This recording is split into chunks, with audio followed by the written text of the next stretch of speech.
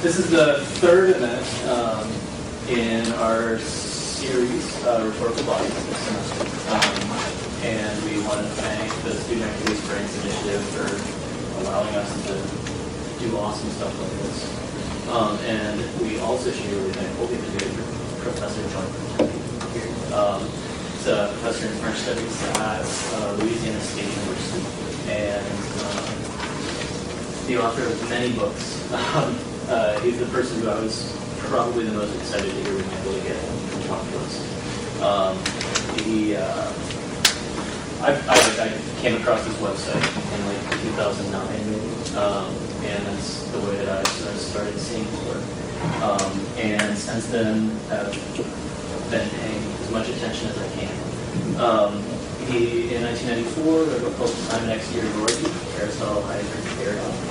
And in 2004, with Mark Montel, wrote Deleuze and Geophilosophy, which has like a 120-page glossary of terms, which is amazing, and a really cool case study about Theo Von Show, the Mark about words. And then 2001, writing a book called Political Physics, Deleuze, Derrida, and the Body Politic. And that question of the body politic comes back up in political affect, connecting the social and the somatic, which came out in 2009. And just to really briefly touch on a thing or two from that book, Professor Protevi sort of writes in summarizing like what he's done with that book, that while much recent philosophy has taken an interest in emotions, that interest has been with an individualist orientation. And what his own work does is to address the need to think of humans as collective and emotional, as well as individual and rational. To give you a sense of the huge variety of materials he's drawing from here, I just wanted to like pull a little bit from the first part of that book, where he's talking about the sort of streams coming into the project, so that he can give a sense of the ambition involved. So he draws his work from the notion of emergence that's drawn from philosophical reflection on complexity theory, the ontology of Deleuze and Guattari, the concept of autonomous systems proposed by the Chilean biologists and philosophers Humberto Maturana and Francisco Varela, the eco-social take on biology known as developmental systems theory, a hybrid theory of emotion drawn from a variety of psychological and neurobiological approaches, with a particular focus on proto-empathic identification or emotional contagion, the 4EA cognition school of philosophical work in cognitive science. And the way that all of those come together in the case studies that are the last sort of part of the book is just terrifically fun to watch. And throughout the book, as Professor Protevi analyzes the way that, to use his language, politically shaped and triggered affective cognition is the sense-making of body politic, it's just great fun. So we're lucky to have him here today, and he'll be discussing, well, then we have on the flyer slightly different than anything, but it's close enough. Deleuze music and ancient warfare. Thank you.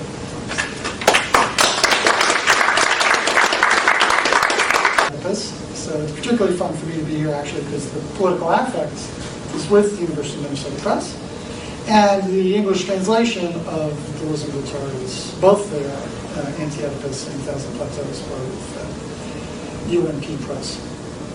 And I think Doug Armato said, well, the reason we were able to do your book, Protevi, is because of the royalties from Thousand Plateaux. So I said, that's good.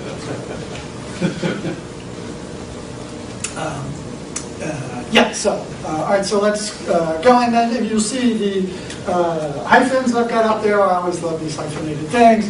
I could have a neuro in there, I could have a techno in there, but this is good enough for now.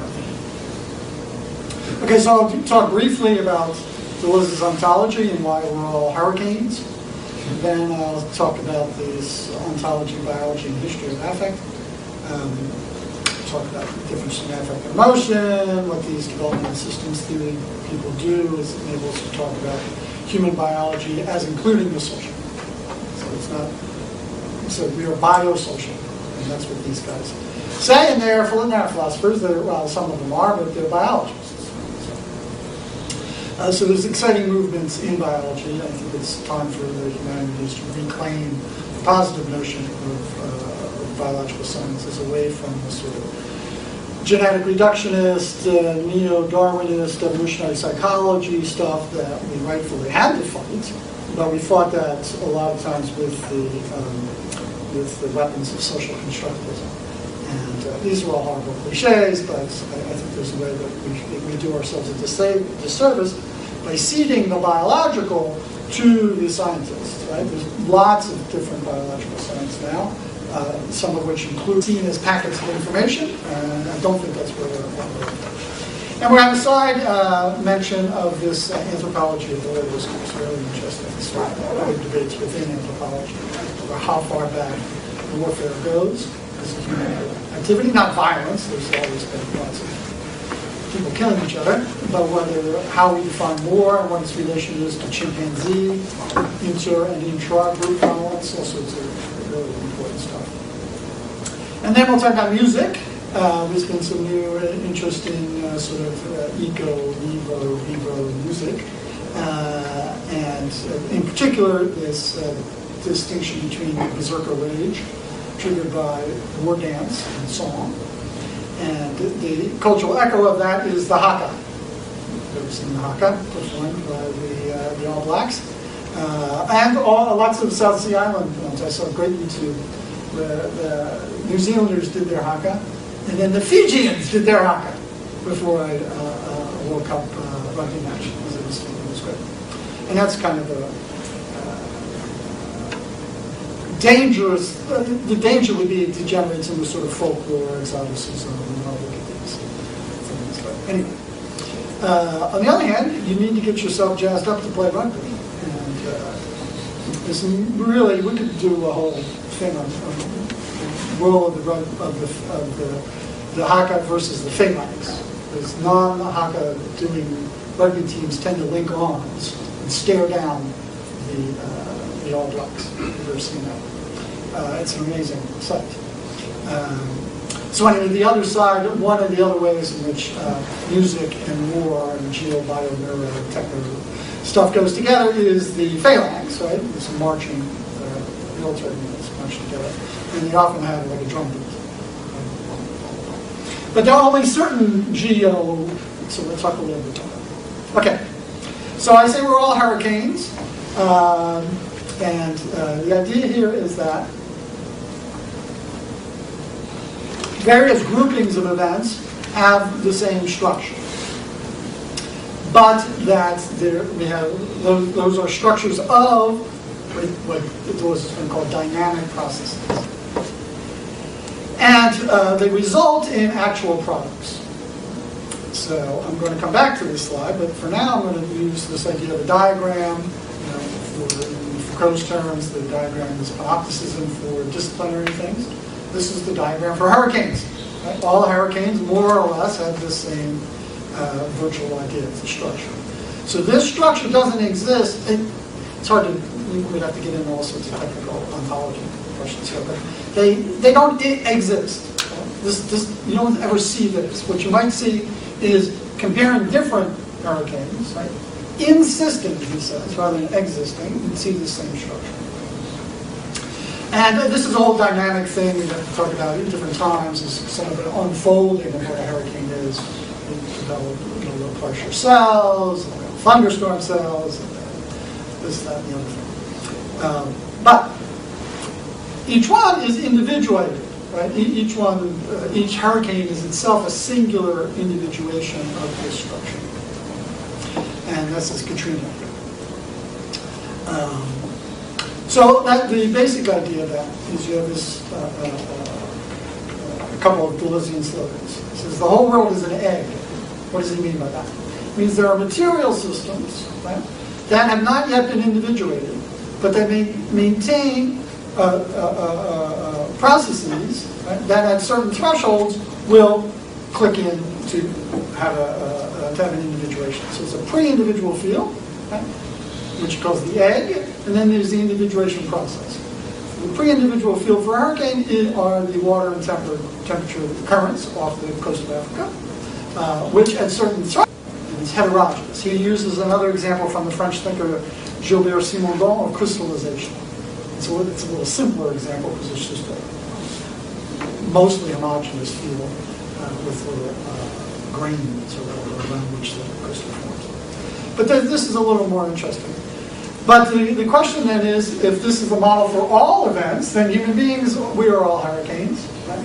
Except that our egg, right, is much more complicated, much more heterogeneous, and as we're going to see, includes extrasomatic or social relations as well.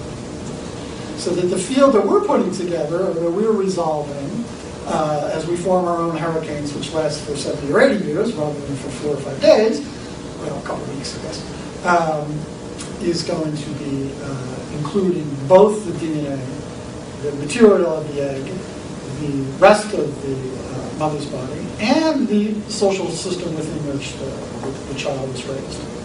So one of the more interesting books I'm reading lately is by an anthropologist named Sarah Hrdy, Hrdy.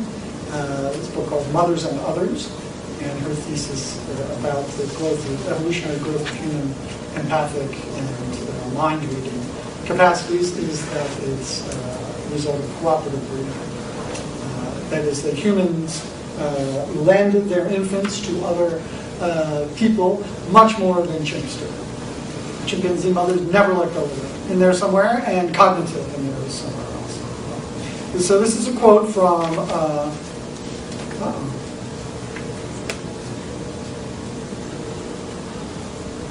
oh, I guess that's okay. Yeah, no. So here he wants to include the affective, we'll talk a little bit about that, into the social and technical.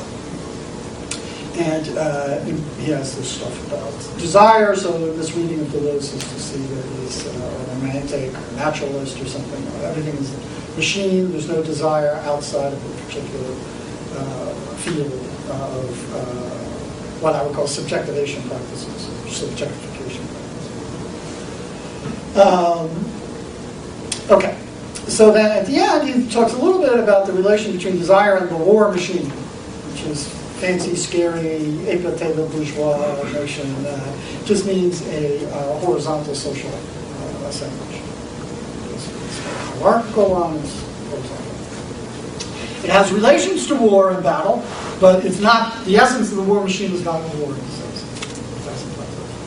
Okay. Then the interesting thing there is that the passions or infatuations desire to differ according to the assemblage. So that's what we're going to talk about, differences between Haka assemblage and the Phalanx assemblage. Okay. So in particular, right, he uses this guy, Détienne, a French historian of Greek warfare, and shows that the phalanx, which is a sort of, middle-class revolt, as it were, forms the so-called hoplite revolution, and it's the move from an aristocratic society via the tyrants. The tyrants actually make alliances with the people in order to break the hold and power of his fellow aristocrats. But then they are then overthrown later by a more fully democratic revolution. But there's a disease the way for the advent of the peasant soldier. Peasant is not really right; it's middle-class farmers. The citizen soldier. You're going to see that closer. We're going to have one last twist at the end with the rowers of the triremes in Athens. So one of the big turning points that Plato talks about. Plato being a sort of landed gentry guy, is the how much better the Battle of Marathon is than the Battle of Salamis. Salamis is the city folk. They didn't have horses, they didn't have land, right? They were like artisans. Or whatever, right? So Plato was a real kind of, if you remember, who's the Foghorn Leghorn kind of guy. Land, son! I said you have to have land. He doesn't trust anybody who doesn't have land. He just has like a shop. So that last move from the aristocrats dethroned by the guys who march and marathon, and then who resist the empire, blah, blah, blah, and then Salamis, rowers, guys without land, and what that meant for the move, what in different maneuvers within democracy. Okay, so we can talk about that. All right, so Deleuze has this notion of affect, which he gets from Spinoza, and this slogan is, "We don't know what a body can do." And I've stuck my little term body politic in there. And that's the sort of notion that in an encounter, the composition of the individual bodies are going to be changed. Right? And the corporate body, or composite body that you form, is going to sort of rebound back, or echo small. And there's a notion of agency that's hidden there, which we don't get in assemblage. And so the difference there we see between the rider, the horse, the stirrup, and the bow, the chariot driver, the chariot, the driver, the thrower, the spear, the linked phalanx with their spears and their shields, and the drummer, because there's always a drummer, right? There will be different assemblages, and now there's stuff about this sort of sideboard effect with guys with real-time uplinks and network central board failures, those sorts of ways in which that can be sketched out too. So that's what we're talking about there. To recall, the passions or effectuations of desire that differ according to the assemblage. And that leads us in to this notion of affect as a non-subjective emotion. So the notion that affect is sort of in the air, and so the mood of a room, the mood of a party, the mood of an occupied site, is the individual moods are sort of crystallizations of that floating mood. And it would be very delicate to take that into relationship with the sort of science, psychology of mood and the group mood and stuff like that. So I'm not in complete command of that subject, but I think there's something we can do about it. But anyway, it's that notion of what takes you over and what you exist. And there's that line there about active discharge versus emotion. And then if you remember the distinction, it makes a distinction between joy, is the sheer joy of the hearers. So if you open up in sort of animal torture thing that they do, you open up a monkey's head and you hit a particular part in their brain, they'll be happy. And another part, they'll be sad. So there's sort of dedicated neural pathways. So usually there's rage, there's sadness, there is fear, there is joy, and what am I missing? Disgust. So at least 5, 6. Then there's all sorts of theories about whether you can adding them together gives you more complicated ones, or whether there's not just individual ones. But the thing about rage is fun, I think, is that it's desubjectifying. At the height of it, you're blacked out. So another great book from the University of Minnesota Press is by Klaus Tebelot, called Male Fantasy, 80s, I guess, and had a lot of effect on sort of cultural studies, film studies. So the RoboCop and Terminator stuff was tied back to some of the stuff that he did. The fun thing about rage is that it's a prey reaction, not a predator reaction. So if you have dogs or cats, you can trigger their rage by locking them in eye contact, getting higher than them, and sort of backing them into a corner, and then they can get down. Right? But when the cat is playing with a mouse, or when it's leaping at you from behind the chair, or they attack your ankle, they're not bad, they're happy. It's like overflowing. How about it be better than to, like when kittens wrestle, right? Well, if you burn an American flag in certain neighborhoods, people will get mad, but, when Town Square or Chinese City burn an American flag, no big deal. And then this guy, Jeff Neal, and his good friend of mine, said, of course it would be. They'd be mad. It's their handiwork. What do you think American flags are made? But you see the example, right? What you get mad about or what you find disgusting, obviously with food is a clear example, right? There's no preordained genetic inheritance that you'll be disgusted or in love with crawfish. Right? That's it. But if you are disgusted at that, it's a physical reaction. Right? So you need a biosocial way to talk about that in order to do there's a lot of things. All right, anyway, so there's berserker rage.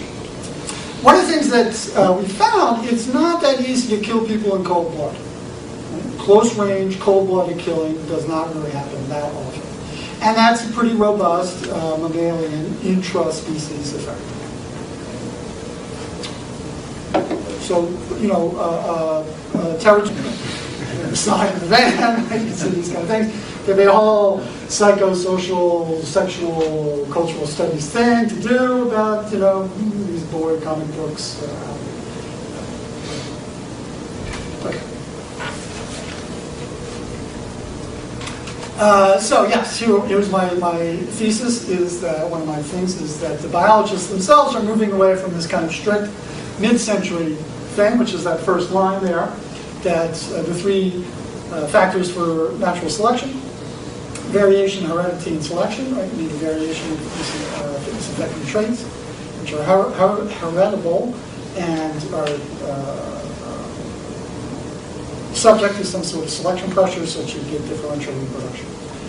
Well, for a long time, the idea was that the only source of variation was mutations and drift and sexual recombination. DNA was the only hereditary material, and selection pressures came from the outside and from the environment. But these guys, this is a 2010 book from MIT, so they're not cranks and outsiders.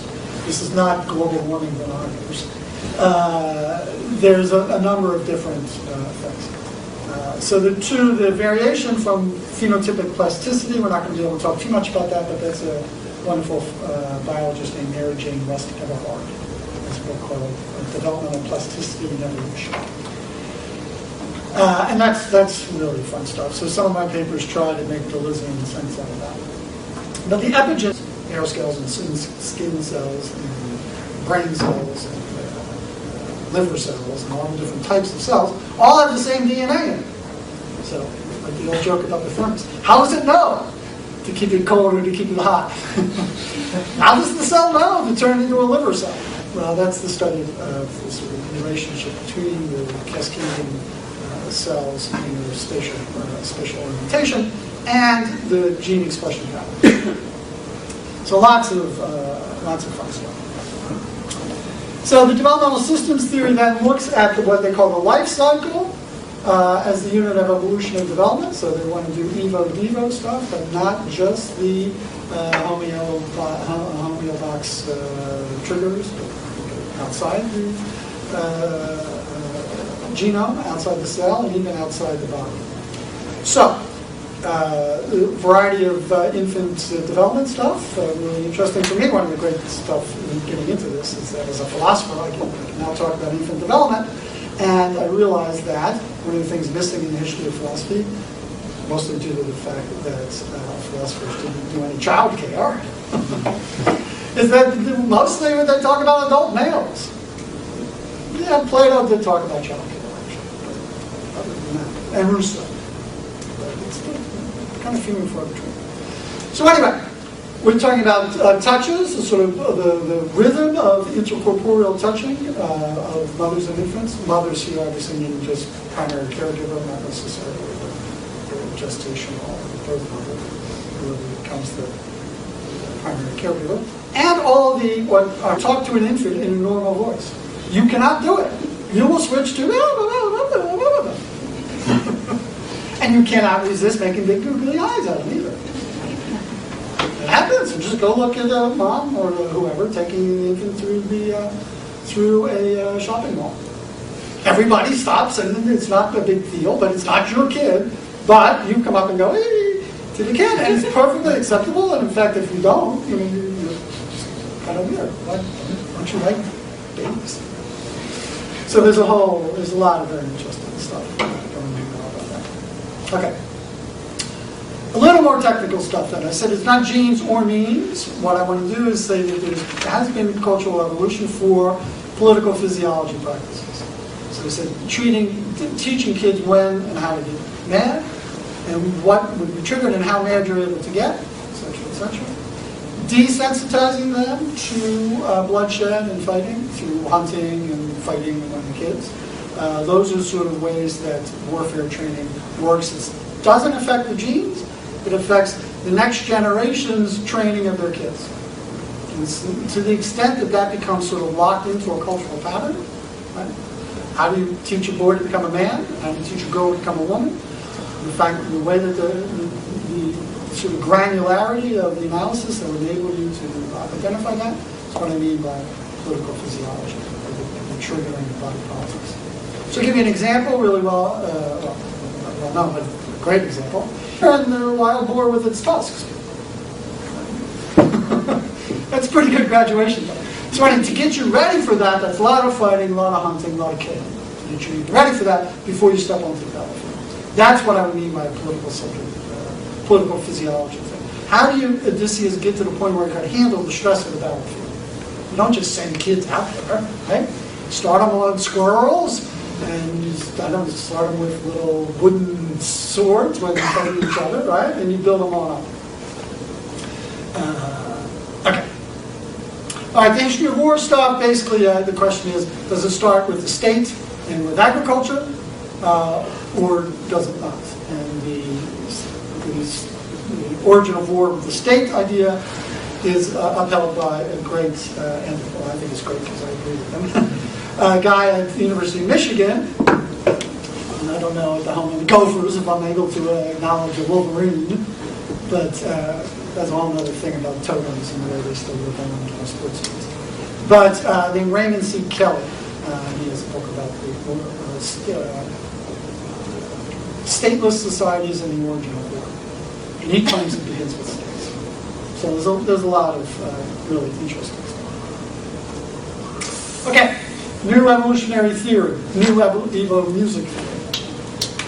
So the idea is that we have, humans are, according to these guys, the only really musical animals. Birdsong is not music. Music is being able to change rhythms in relationship to the changing rhythms of other partners. Whatever bird songs are, they are just sort of tricky. There's some learning, there's some stuff like that, but it's not really an exchange in the sense of it. And so Bissell is going to want to say, and the sun comes up at 4 in the morning, how am I ever going to get to sleep? And then in a couple months, not a couple months, in about 6 weeks, it'll be dark at 4 o'clock in the afternoon, and am I ever going to be happy again in my life? Right? It's because there's, when I'm really meant to live, this one.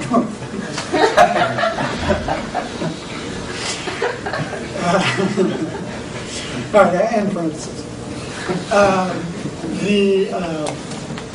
What lots of these other evolution of music people overlook is the idea that 99.9% of the musical experience of human beings has been in group dancing and singing. A whole lot of it still today is in group dancing and singing.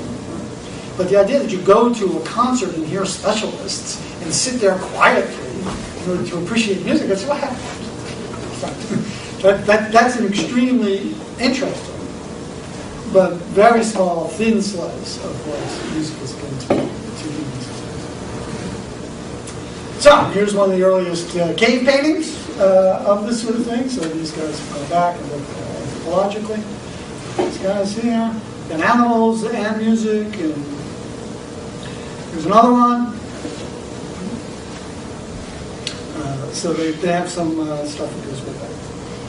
And yeah, if I knew how to read these things, we'd have to say some interesting things. All right, so then I've talked a little bit about this again. So they say, how is this dance then, if we have an evolutionary history to it, how is it ontogenetically put together?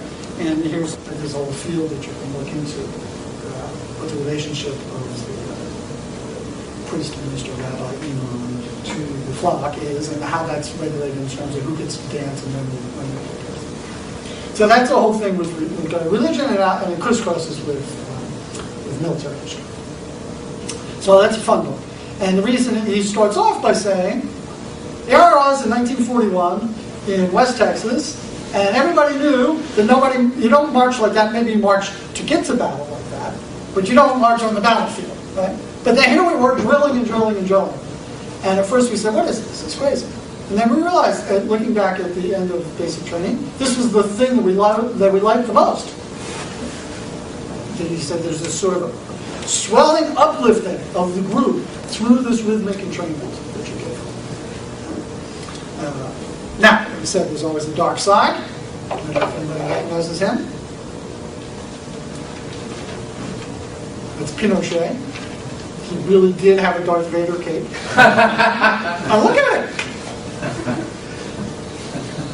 Yeah, so the whole fascism, military marching, doing the whole thing, and the whole huge rhythmic stuff. There's lots of stuff done. So it's not, by any means, a guarantee of progress. I am working on some stuff about the human microphone now at the Occupy sites. The city said, okay, well, we're not going to let you have electronic amplification. It's okay, we'll use our bodies. We'll use it together. And I wonder if there isn't an affective kind of joyous uplift from that. And then the next move I think is really fun too. I'm not out there with those guys. But when they took the generators away in New York before the snowstorm, they sort of hunkered down for a couple of days, but now they're doing bicycle generation. It's an amazing substitution. What was The very last scene of Seven Samurai. Oh, I don't remember. Everybody? The peasants are planting their rice in the paddy, right, with a rhythmic song. And the berserker, not quite berserker, but the samurai guys who fight individually are watching that. And then there's only 3 of them left, and they turn and they say, well, the real winners were the peasants. And because the bandits were themselves displaced samurai. The bandits were just, as at one point in there, one of the samurai says, well, they're just the somebody's real. So there's a lot of stuff to be read, besides being a great film, to be a lot of interesting things. So work songs, slave songs, the whole thing. All right, so the last, to wrap up here, then to give this sort of military history thing, this is this guy, Drews, talking about the end of the Bronze Age, which is the collapse of the Mycenaean power. My grandfather was Zeus. Okay, well then it's going to be the ocean versus the sky. Let's get it on. Right? And they have this kind of, well, that's because you have to get charged up to fight. And then you have to have the line and the song afterwards to come down. Right?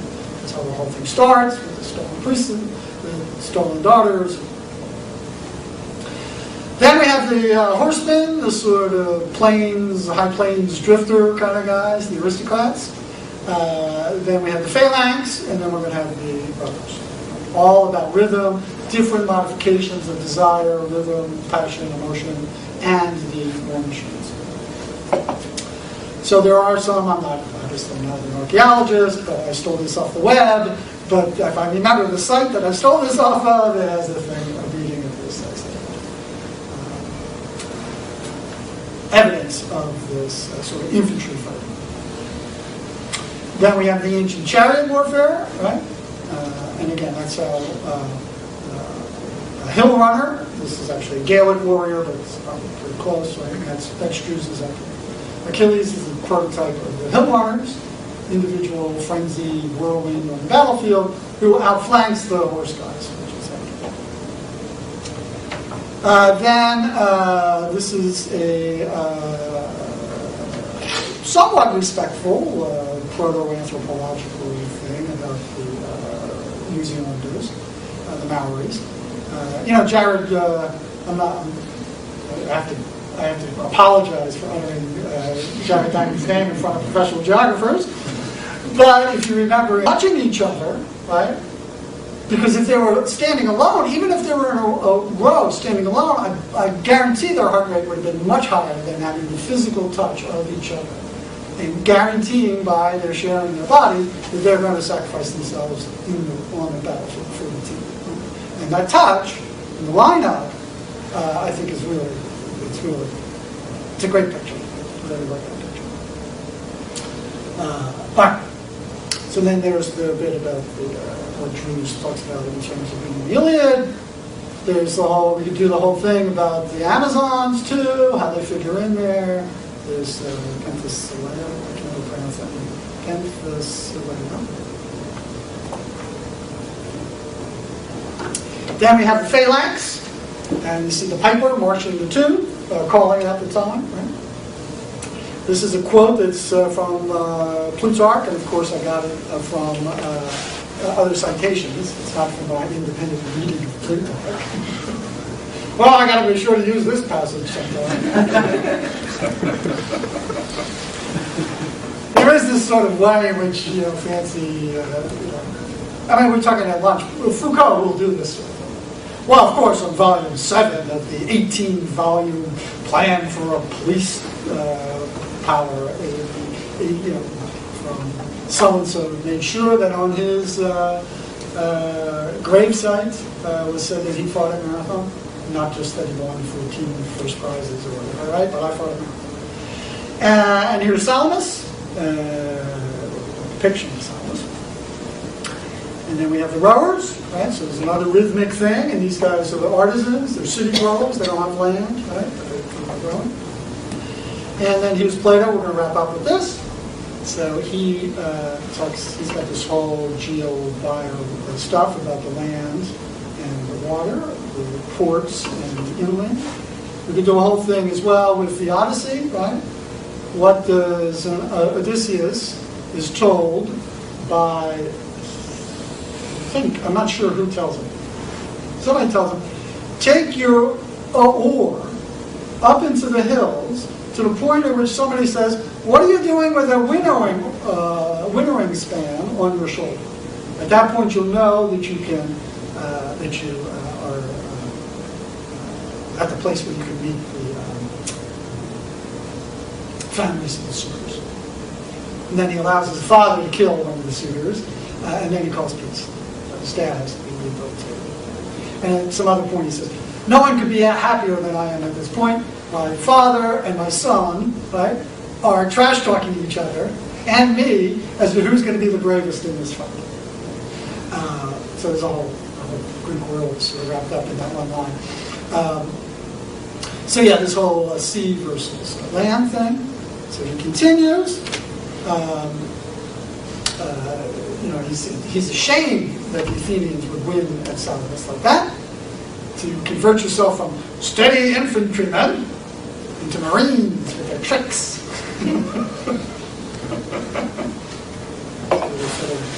Do grappling hooks and invade. The thing that you had to do was tricky. It wasn't like, okay, Persians, we're going to meet you at Marathon tomorrow. You have to be there. And then they march in. And actually, they march for a while, then they run. They freaked out the Persians at Marathon. These guys in really heavy armor could run a mile and then start fighting.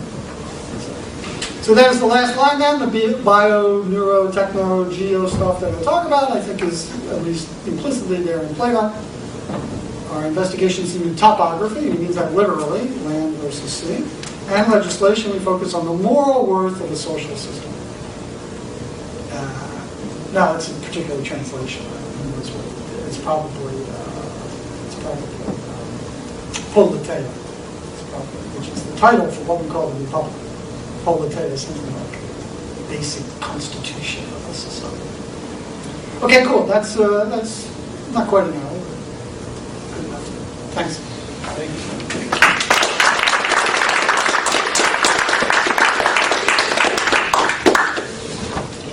So we've got plenty of time for questions.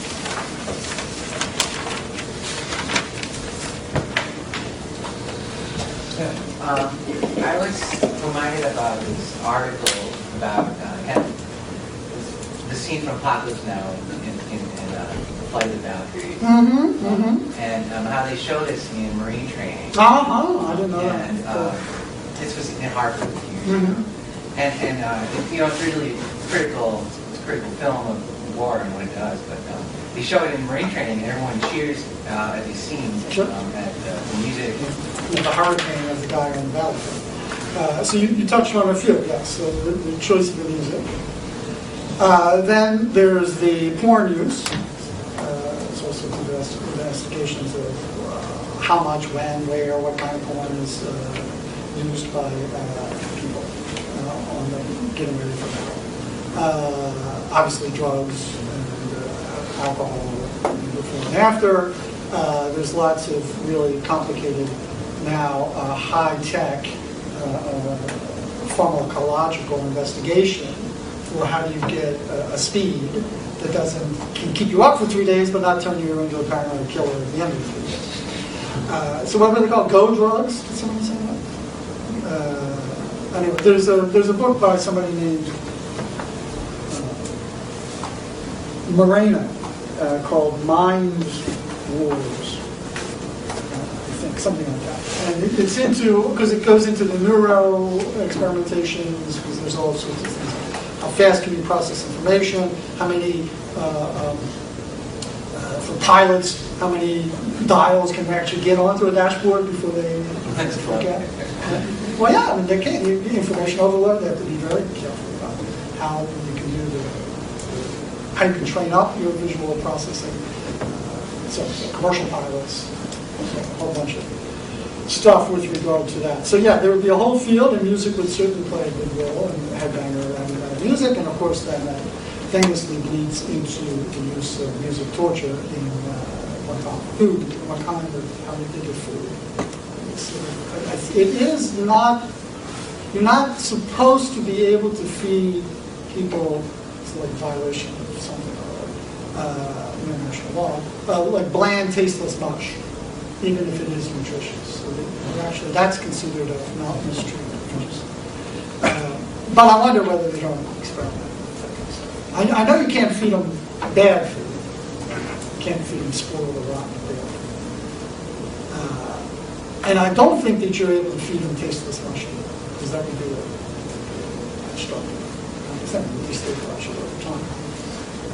And of course, then that whole other thing is put over against the sort of psychological thing where you befriend people. And so there's advocates of the other side say, well, you get much better results. This is the famous World War II interrogators of the Germans. He said, oh, we got lots of information from the Germans. We didn't do any of that stuff, right? First of all, we knew German, because lots of our German families here in the United States, huge populations of German speakers still in the 40s. And we befriended them and sort of showed them that they were real human beings. And after a while, it took some time, but we got lots of information out of them. So they were sort of complaining about what's the noble mission of Army intelligence gathering that they had performed in World War II without any resort to any of this stuff was demeaned by the waterboarding. The waterboarding would be more towards the first one, inducing a life-threatening panic. But then the whole stress deprivation. So either side of it, tearing somebody down or building somebody up. So yes, any of those kind of things would have to be fitted into the equation. So you mentioned the music right there, factor. Kind of unitarian narrative, more individualistic one. Well, but then there's always a conversation between the soloist and the other people in the thing. I mean, I don't really know much about music criticism, but that sounds like a perfectly reasonable hypothesis. I know there's lots of people who study that sort of evolution of our native art form, blues and jazz, and tracing those relations to spirituals. The whole introduction of Christianity into this relationship between masters and slaves, as far as I know, is at least according to what's his name, Ira Berlin, what's his name, Generations of Captivity. It's a kind of 19th century thing. Prior to that, lots of planners didn't want to teach their slaves Christianity. They did their own thing back in the sort of slave quarters, whatever it was. We didn't really care about it.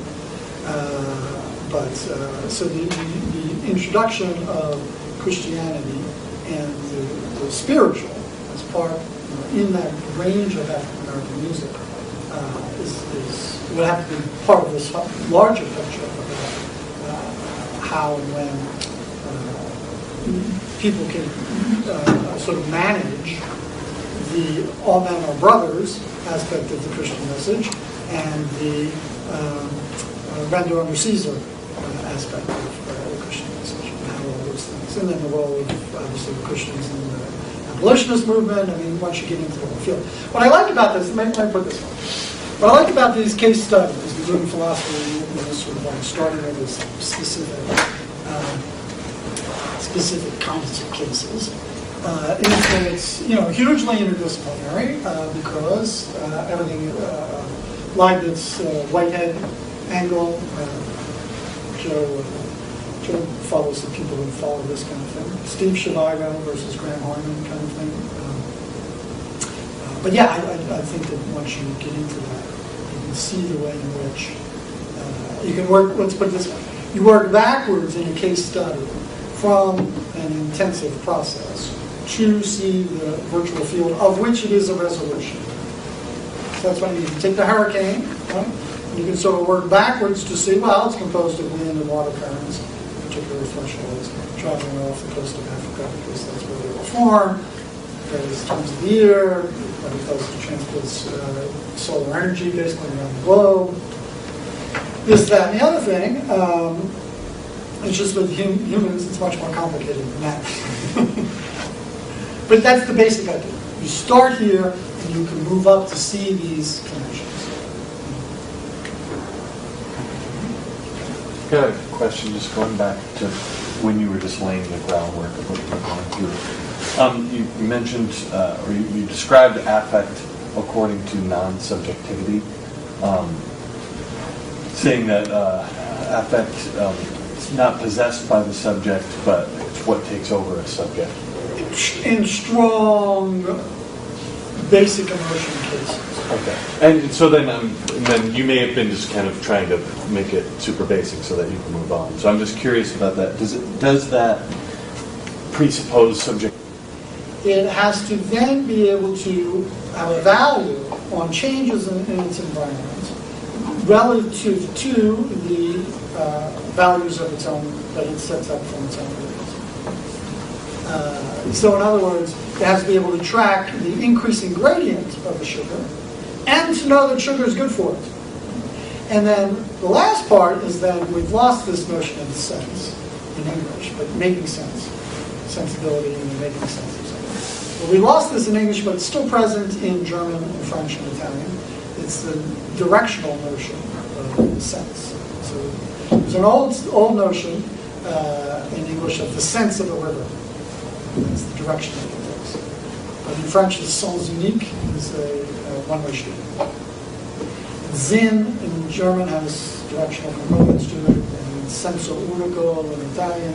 I think in Spanish too, but anyway, so those are the different things. But, right, certainly not, so you would have to say that they're cognizant, somehow.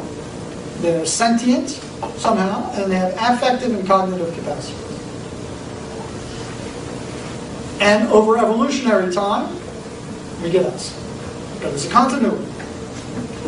But among the qualitative changes and the qualitative improvements, maybe not improvements, qualitative changes, would be varying levels of consciousness in the form of self-consciousness, language, autobiographical narratives, etc., etc., etc. So those could never be, push them all the way down. The idea is, can you push the potentials of the roots of those things, develop evolutionarily, from the single-celled organisms? And that's lots of bitter fights are fought over that. But that's Thompson's position, Leibniz, Whitehead. There's lots of nuances involved. Yeah, so that's perfectly, it's a perfect question. So no, the single-celled organism.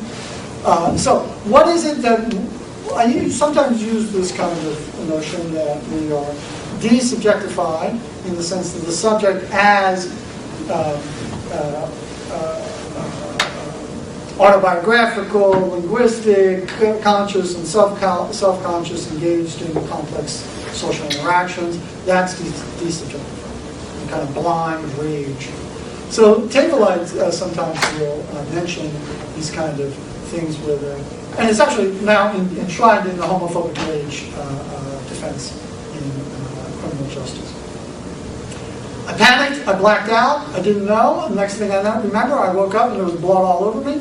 It must have been me, but there was no mens rea.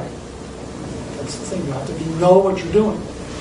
So the defense is that it was a blind rage. And that's what I mean by desubjectifying. Same thing with it. Panic is a little more interesting. You can have a sort of blind runaway panic, and then you can have a frozen in place panic, in which you're conscious, you just can't move your arms or legs. If you ever had that experience, right? You're so petrified that you can't move, but you're there. You're observing yourself not being able to move. Sometimes you get nightmares about that. When you're frozen in bed, and the tiger or vampire or whatever it is, you're calling for Buffy, Buffy, and this vampire is coming after you, and you're frozen.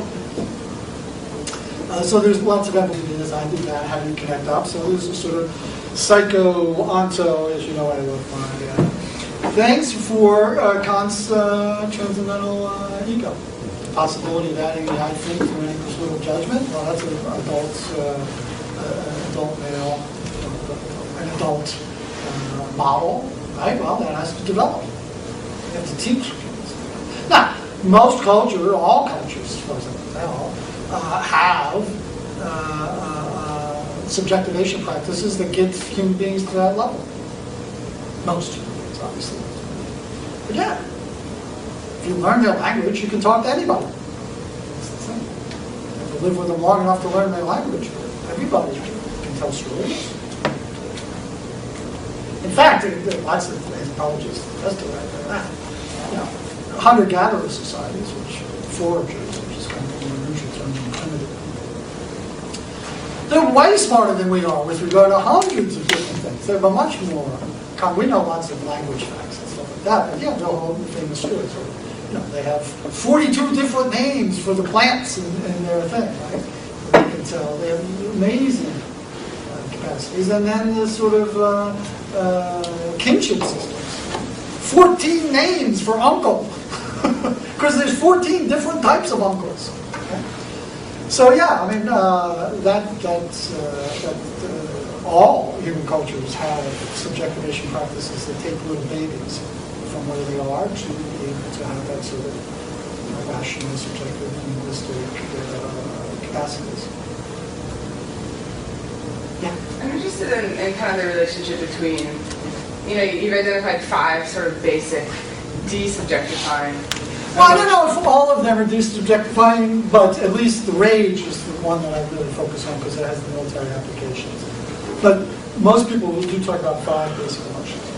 I mean, you would think that that's where you get the analytical specificity, maybe, of these things. And I think they sort of are. I mean, I was remembering I went to an amusement park the other day, right, for the first time in a long time. So, you know, you're really scared, and you get on the top of this roller coaster, and you like, you do lose yourself a little bit in this sort of like giggling or what have you. You know, it's always it's the same thing with obviously fear and anger, where you feel as though your self-control is lost, but then these things have a kind of translation into a very subjectifying kind of emotion, which would be like joy to happiness, for example.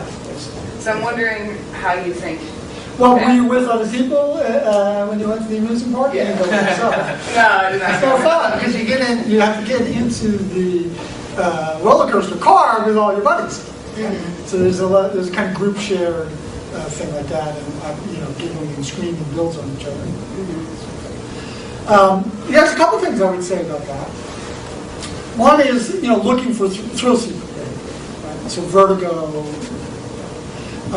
lots of sports is, you know, you do all that training in order to get on the edge, so that when you're at a point where you look back and you've made a behind the back exit, or you know, break through the line and you're running and doing this kind of Reggie Bush thing. Or whatever, the haka, or the you know, rugby. So there's a lot of thrill-seeking behavior, so we can look back at what it is about our stress systems. So one of the ways that we look evolutionarily back is that we have all this adrenaline, norepinephrine, endorphins. You know, there's a whole big analgesic thing when you're really pumped up. That's why you can run on a broken ankle, or you can lift the Volkswagen off of your baby. You know, there's all, even though you just tore all the muscles in your shoulder, right? You know, those are real things, right? They're not just urban legends. Right? But we've evolved for that for sort of big, intense things that happen every once in a while. You know, when the lion comes after you, you better be able to run really fast, even though he took a chunk out of your ankle. But what we have is a sort of every day, oh my God, am I going to lose my health insurance? And, you know, how can I face my kids? I mean, I'm putting them at risk, and that's sort of everyday sort of thing. So there's sort of, you know, daily psychophysiological drain of liberalism. Right? Exhaust us, or adrenals, or cortisol, right? And there's a whole bunch of ways that you can probably connect that to chronic fatigue, or some very interesting things to do. There's a guy named Randy Martin who has a book called The Financialization